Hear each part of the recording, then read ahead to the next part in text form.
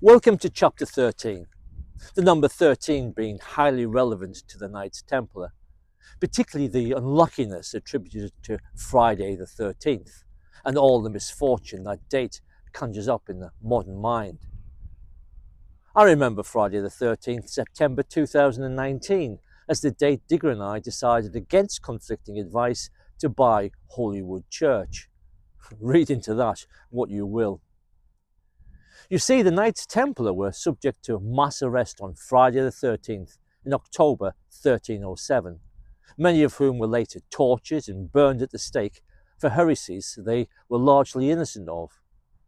Thus, the Knights Templar contributed to folklore tradition of the number 13 being unlucky. But the number 13 is generally deemed unlucky in Christian culture. Christian tradition cites Judas Iscariot, the disciple who betrayed Jesus, the 13th guest to sit down at the Last Supper preceding Jesus' crucifixion, renders the number a bad omen. Judas's perceived wicked legend is used as explanation why a Neolithic stone that originally contributed to the 12 Apostles stone circle a quarter mile from Holywood Church was allegedly removed. This folklore around the number 13 as being unlucky, however, predates Christian culture in Northern Europe, with Norse mythology and the tale of a gathering of 12 Norse gods at Valhalla, with Loki, the trickster god, as an uninvited 13th guest, causing the world to be plunged into darkness. So the number 13 already had a bad press in Scandinavian culture, who in turn had a significant impact on Northern Britain. Allow me my own view that the number 13 is actually lucky, as recognised in many other cultures rather than Northern European, such as Italian culture. Italy, a country close to my own heart, with its popular expression, "Ho fatto 13, I made 13", the number 13 being closely associated to fertility, prosperity and good fortune. Or ancient Egypt, where the number 13 was a symbol of good luck, representing mankind's spiritual journey with 12 phases on earth, with the 13th representing the final ascension to a blissful eternal afterlife. Or Hinduism and Sikhism, where 13 is often considered a spiritually significant number that brings good fortune and success. Or Tibetan and Buddhist tradition, where heaven is described as having 13 layers, making 13 a highly sacred and holy number. Or Native American culture, where 13 is a sacred number linked to the moon's lunar cycles.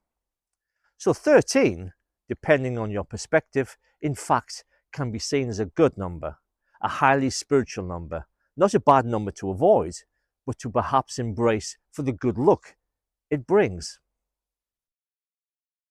My own view is 13 is the perfect number, even as a Christian, because Jesus was the leader of 12 disciples. Jesus maintained his ministry with 13 people in total. I doubt whether Jesus considered the number 13 unlucky as he walked the roads from place to place in a band of 13 associates. So why a Christian culture would consider 13 so unlucky seems to be a contradiction. And Judas Iscariot's presence at the Last Supper as the 13th guest was preordained, as was Jesus' crucifixion. So Jesus' legend would be eternal, one of the most significant events in world history. So in fact, the 13th presence at the Last Supper was not unlucky, but in fact essential, the perfect gathering to sustain the Christian legend.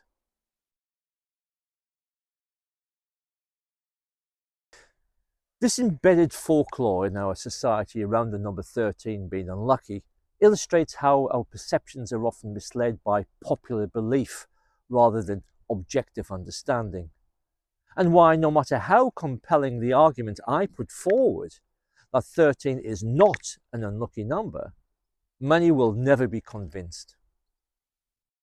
And why, in many ways, our discovery and reveal of Knights Templar artifacts and history here at Holywood, despite it being supported with inarguable fact and evidence that speaks for itself, is still met with perhaps universal skepticism. Skepticism fostered by a modern culture that has replaced fact about the Knights Templar with fiction. So much so that any reveal of Templar history is immediately met with doubt of its veracity, or avoidance as people wish to remain clear of involvement with what a large number of people would regard as fanciful imaginings. Simply more speculation to join tales of hidden treasure, the Holy Grail and secret societies. And with an apparent absence of Templar remnant in records reported by historians, when two people come along and declare they have significant Templar artifacts and history not recorded in history books or official records, their claims are not surprisingly, at the very best, met with caution. Unfortunately for Digger and I, everyone is relying on their own subjective judgment and not objective interrogation of the evidence we provide. And whereas we can forgive those who do not have a responsibility to evaluate our investigation, we are justified in our utter condemnation of those that are expected to consider our findings objectively because they have a responsibility to do so, or have seen the merit we provide and have chosen instead to stick their heads firmly in the sand because they deem their involvement an uncomfortable event for them. This includes the curator of the local museum here in Dumfriesshire, who saw merit in our dismantlement of the existing record on the Holywood bells, who sympathetically advised us, despite that merit, academia would not support our audit because of inherent intellectual prejudice. And a doctor of archaeology who mirrored the curator's counsel, adding that any leading academic would be shy of involving themselves with any new reveal of Templar history.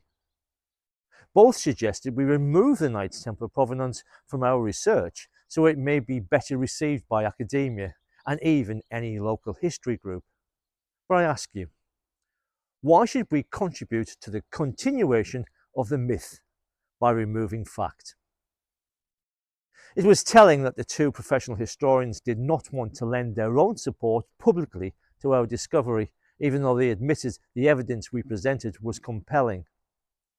Despite their sympathy, they were in fact part of the problem. They allowed their own prejudices and fears to get in the way of the truth and a greater historical understanding, rendering them by default poor historians. It is sad we need to include hundreds of others and institutions on this list of iniquity, not only those who willfully avoided our petitions and evidence, but even those who have agreed with our discovery, expressed sympathy with our plight, offered advice, but have stopped short of rolling up their sleeves and lending their voice and action in support to what should be a huge event. The legends around the Knights Templar began primarily in the 18th century, with romanticised mystical legends such as guarding the Holy Grail, and rumours of Templar surviving disbandment after 1312 within secret societies. Templar tales were influenced, invented and circulated within popular Freemasonry and by popular 19th century romantic authors such as Sir Walter Scott, who himself was a Freemason, including Templars in his 1819 publication of Ivanhoe. These 18th and 19th century tales and legends laid the groundwork for the modern global obsession with the Knights Templar Order, to the point there are now over 1,700 organisations and groups who borrow the Templar legend to front their activities. Templar folklore was propelled further into mainstream pop culture within the 20th and 21st century through popular media presentations, movies, games and novels such as Dan Brown's The Da Vinci Code 2003, who brought the Templar legend to Scotland, and Rosslyn Chapel and its associations with a former Templar knight, and popular video games such as Assassin's Creed. Many writers have used their opportunity to fill the gaps in Templar history with spurious and tentative connection or invention. The Templar legend and the mystique of stoic martial warriors makes for good heroic adventure fodder, or in the case for some academic historians, a more profitable publication than most dry and niche academic theses.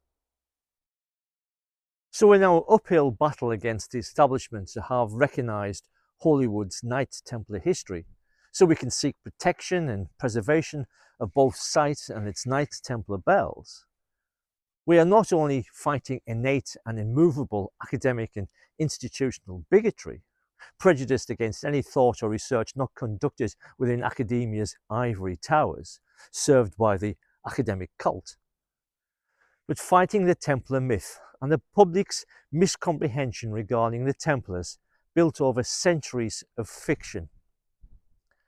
We are having not only to discredit the legions of academics who would prefer to support the myth rather than increase their own understanding,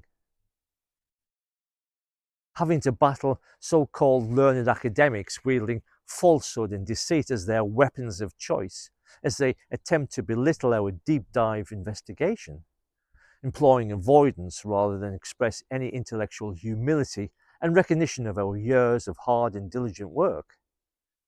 But we are having to demystify the folklore of the Templars in the minds and opinion of the public, well set in their beliefs. It is no easy task.